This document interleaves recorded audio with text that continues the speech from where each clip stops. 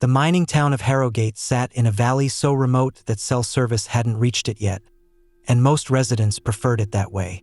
347 people called it home, their lives revolving around the Kelvin mine that had sustained the community for 80 years. When the mine closed in October, the town should have died with it. Instead, something else came to life. Dr. Vera Quinn arrived on a Wednesday, driving the last 20 miles on roads that hadn't seen maintenance in a decade. She'd been sent by the state health department to investigate reports of a mysterious illness affecting miners.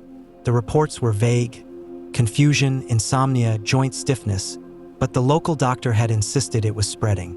She found Harrogate quieter than a town of 300 should be. The main street showed signs of recent abandonment.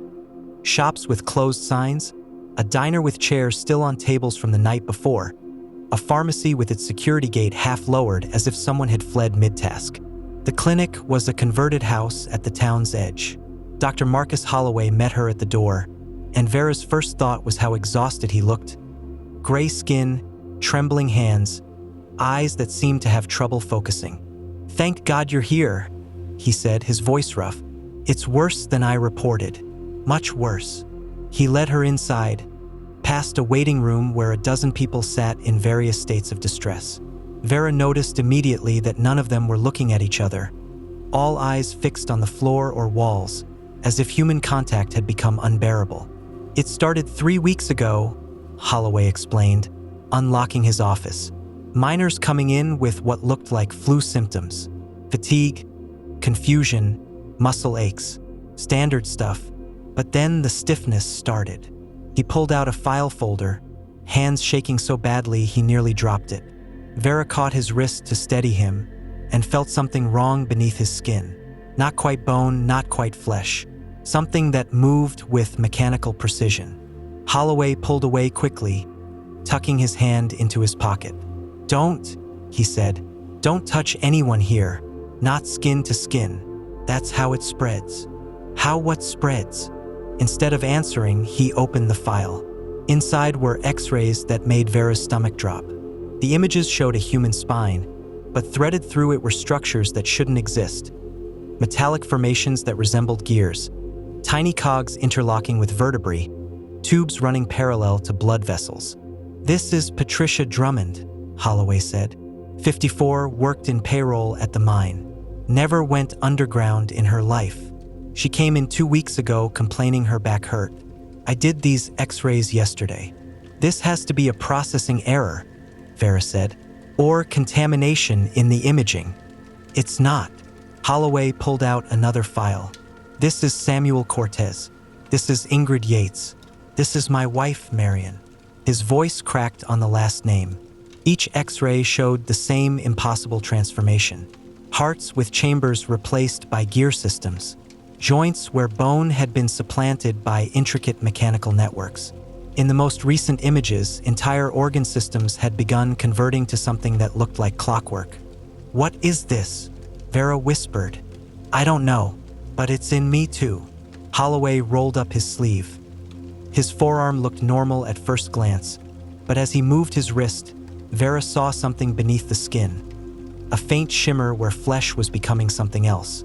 "Started 4 days ago. A spot on my palm. Felt like a callus. Now it's spreading up my arm. I can feel it inside me, converting things. It doesn't hurt yet, but it will." He pulled up his medical records on the computer. Progression seems to follow a pattern. Stage 1, external exposure. The initial infection site appears as a small metallic patch, easily mistaken for dry skin or a minor injury. Most people don't notice it. Stage 2, internal conversion begins. Organs start changing from the inside out. This is when the confusion starts, the insomnia, the joint pain. Your body knows something's wrong but can't articulate what. And Stage 3, Holloway's hand went unconsciously to his chest. The pain starts. As major organs convert, nerve endings get caught in the transformation. Imagine your heart becoming a series of gears while you're still alive to feel every chamber solidify. And Stage 4. He pulled up a final X-ray, this one barely recognizable as human. This was Thomas Gilchrist. He reached Stage 4 3 days ago. Where is he now? Basement. I couldn't send him anywhere. He's still alive, still conscious, but he's not human anymore. Vera followed Holloway down narrow stairs into what had once been a storage area. The space had been converted into a makeshift quarantine ward, 6 beds arranged along the walls. 3 were occupied.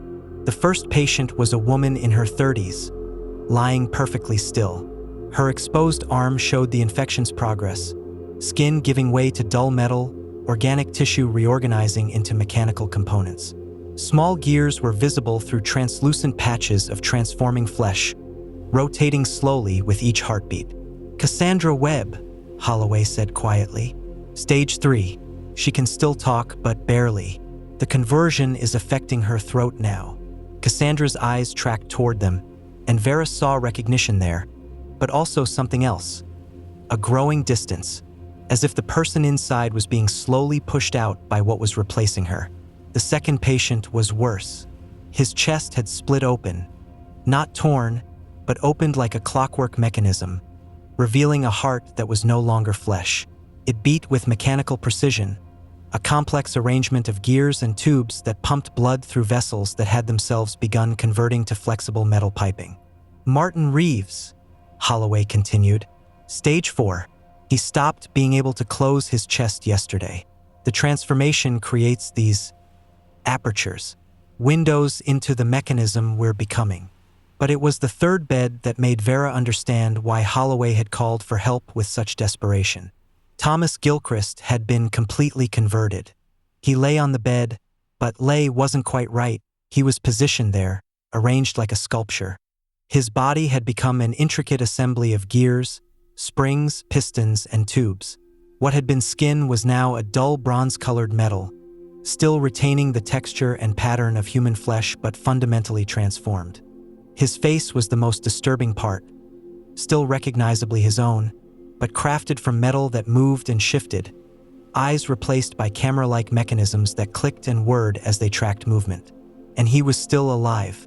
Vera could see the mechanisms working, the gear heart pumping, the piston lungs expanding and contracting, tiny movements throughout the body as what had once been autonomous biological processes continued as clockwork functions. Does he understand us? Holloway approached the bed. Thomas? Can you hear me? The metal face shifted, gears grinding softly. The mouth, now a complex arrangement of interlocking plates, opened. Sound emerged, but it was wrong. Not a voice, but something between a voice and the ticking of a clock. Words that came out in mechanical syllables. Holloway. I understand. How do you feel? A pause, longer than breathing required. Gears turned visibly behind the metal skull. I do not feel. I function. The pain is gone. I am efficient. I am purpose. Vera fought the urge to run. This isn't possible. Tissue can't just convert to metal. Physics doesn't. Physics doesn't apply here, Holloway interrupted. Whatever this is, it's not following normal biological rules. The conversion maintains function while changing form. Blood still carries oxygen, but through metal tubes instead of vessels. Brains still process information, but through gear networks instead of neurons. It's like, he struggled for words. It's like the blueprint of human function is being rewritten in a different language, but the meaning stays the same. Thomas, do you remember who you were before? More whirring, clicking. I remember. Memories are data. Process them. I was flawed, weak, broken. Now I am precise, clean, improved. Improved? Vera repeated, horror creeping up her spine. You think this is an improvement? Flesh fails. Gears endure. Pain is inefficient. I do not suffer. I am free. Upstairs, Vera tried to process what she'd seen while Holloway made coffee with hands that shook so badly, he spilled grounds across the counter. How many people in town are infected? Everyone who had direct contact with the original source, which, near as I can trace it, was in the mine. Something the last crew brought up before closure. We're at roughly 60 confirmed cases across all stages. But here's the thing. He set down the coffee pot, staring at his trembling hands. I've tested everyone I could get to come in, and everyone tests positive. The infection has a dormancy period we don't fully understand. Some people are converting fast, others slow. But everyone who's been in Harrogate in the last 3 weeks has been exposed. Then we need to evacuate, get everyone to a proper medical facility, quarantine the town. We can't. What do you mean we can't? Holloway pulled up a map on his computer, showing Harrogate's location. There's only one road in and out.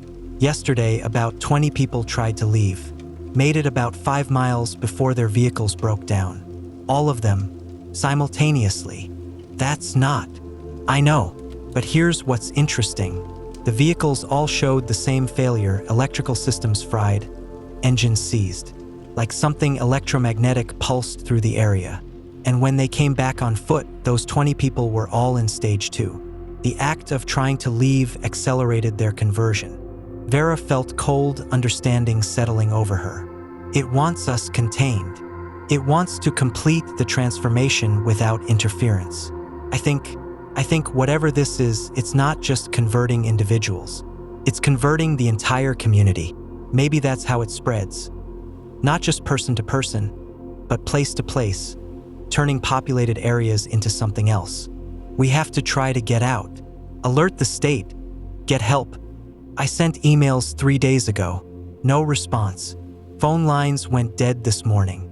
And look, he turned the computer screen toward her, showing his sent folder. My emails are bouncing back. It's like the town's being isolated, cut off from communication with the outside world.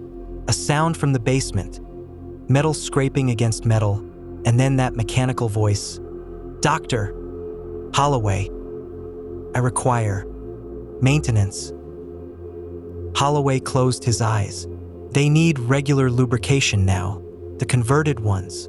Their joints seize up without it. I've been using machine oil. Jesus Christ. We're lubricating people with machine oil. They're not people anymore. Not entirely. That's what makes this so awful. They're still conscious, still themselves in some way, but they're becoming something that doesn't fit any definition of human we have. Over the next 3 days, Vera watched Harrogate transform. More people reached stage 3, their bodies opening up to reveal the mechanisms within. They gathered in the high school gymnasium, the only space large enough to accommodate them, lying in rows as their transformations completed. Some screamed during the conversions. Others went silent, retreating into whatever remained of their consciousness as flesh gave way to clockwork. The town's children were affected too, their smaller bodies converting faster.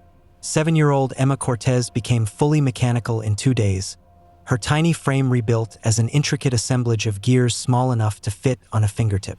She still recognized her parents, still spoke in that mechanical cadence, still asked for her stuffed rabbit. But she didn't sleep anymore, couldn't cry, just processed the world through camera eyes that never blinked. Vera developed her first patch of metallic skin on her left palm on day 4. She'd known it was inevitable. She'd been exposed a dozen times while examining patients. The patch was small, about the size of a quarter, and felt cold to the touch. Beneath it, she could sense the beginning of changes in her hand structure, bones starting to reorganize into something more efficient. Holloway was in stage 3 by then, his chest beginning to show the transparent sections that would eventually split open. He'd stopped sleeping, said sleep was becoming unnecessary as his brain converted to a different processing system. He spent his nights documenting everything, taking notes in increasingly mechanical handwriting as his fine motor control changed from biological to clockwork. I can feel it changing my thoughts, he told her one night, his voice already taking on that clicking quality. Not what I think, but how I think. Like my brain is being reorganized into a more efficient processing system. I'm still me, but I'm becoming a me that works differently. It's like like being translated into another language while still maintaining the same meaning. Does it hurt? Not anymore. That's the worst part. The pain stops once enough converts. It's like the infection includes its own anesthetic, making sure we can't resist once it reaches a certain point. By the time you'd want to fight it, you no longer want to fight. On day 6, the first fully converted individuals began to rise from their beds and walk through town. 23 of them now, including Thomas Gilchrist and Marion Holloway and little Emma Cortez, moving through streets that had emptied of human life. They gathered in the town square, and for hours they simply stood there, mechanisms ticking and clicking in complex harmonies, as if communicating in a language of mechanical sounds. Vera watched from the clinic window as they assembled into geometric patterns, each person's movements synchronized with the others. It was like watching a machine come to life. Not 23 separate beings, but parts of a larger mechanism fitting themselves together. "They're beautiful," Holloway said beside her. His chest had fully opened now, revealing the complete conversion of his heart and lungs. "In a terrible way, they're beautiful. Look at the precision, the purpose. Humanity is messy and inefficient and full of suffering. This is clean. This is monstrous," Vera whispered, but even as she said it, she felt the infection spreading up her arm, felt her own flesh beginning to appreciate the efficiency of the transformation. By day 8, 60% of Harrogate had reached stage 4. The converted had begun reorganizing the town itself, stripping away unnecessary elements, decorations, comfort items, anything that served aesthetic rather than functional purpose. They worked in perfect synchronization, rebuilding structures with mechanical precision, creating a settlement that looked less like a town and more like the interior of some vast machine. The unconverted huddled in their homes, watching the transformation with mixture of horror and, increasingly, longing, because the suffering had ended for the converted. The fear, the pain, the uncertainty, all of it replaced by mechanical purpose. Vera's conversion reached stage 2 on day 9. She could feel her heart beginning to change, each beat accompanied by a clicking sensation as organic tissue reorganized into gears. She stopped eating, food had become unnecessary.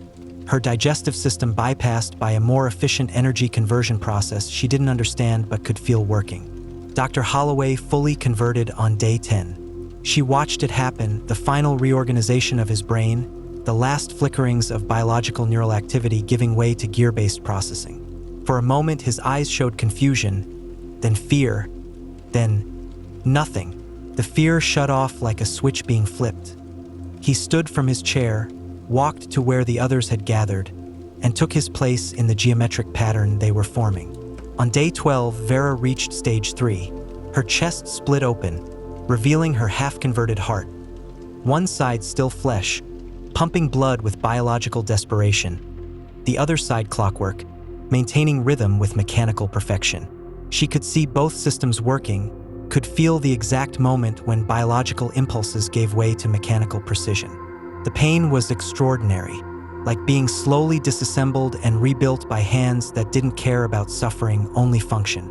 She screamed until her vocal cords began converting, turning her cries into mechanical approximations of agony. But the pain was teaching her something. Each nerve ending that converted from flesh to clockwork seemed to carry information with it. Blueprint data, purpose codes, instructions encoded into the very metal her body was becoming. She wasn't just losing her humanity, she was downloading something else to replace it. On day 14, the last unconverted people in Harrogate barricaded themselves in the church. 23 souls who'd managed to avoid infection, desperately praying for salvation that wouldn't come. The converted surrounded the building, not threatening, just waiting, patient as machines. Vera was among them by then, her conversion nearly complete. Only her head remained flesh, her thoughts the last biological thing about her. She could feel her brain beginning its final transformation, could sense the gears waiting to replace neurons, the mechanical logic preparing to override human emotion. She tried to hold on to herself. Memories of medical school, her first patient, her mother's face, anything that defined her as Vera Quinn.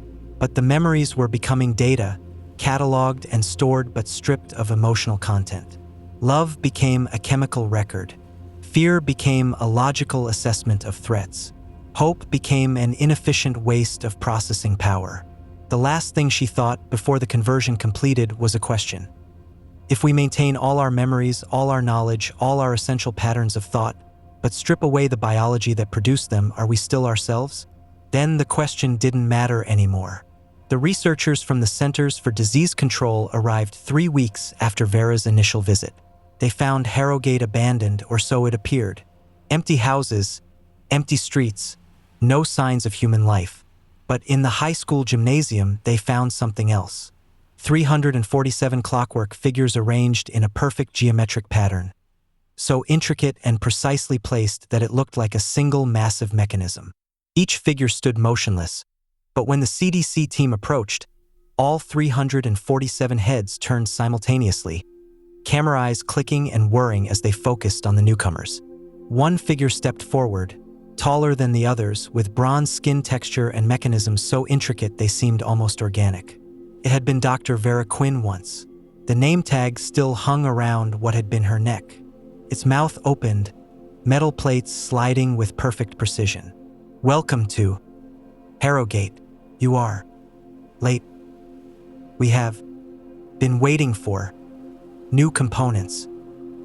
Please do not resist. The transformation is painful but necessary. You will be improved." The CDC team ran, made it back to their vehicles, drove 5 miles before every engine ceased simultaneously. They walked back to Harrogate carrying their equipment, already feeling the first patches of metallic skin beginning to form on their hands, their arms, their faces. By the time they reached the town, they understood that resistance was inefficient.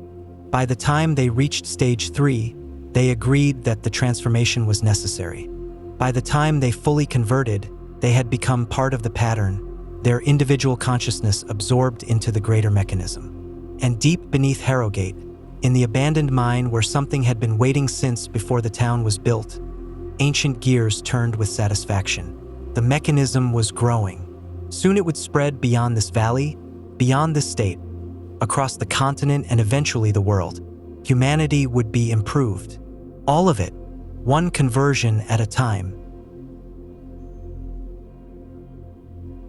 If you enjoyed this video, please do not forget to like, comment, or share this video with your friends. Subscribe to our channel to hear more stories like this one.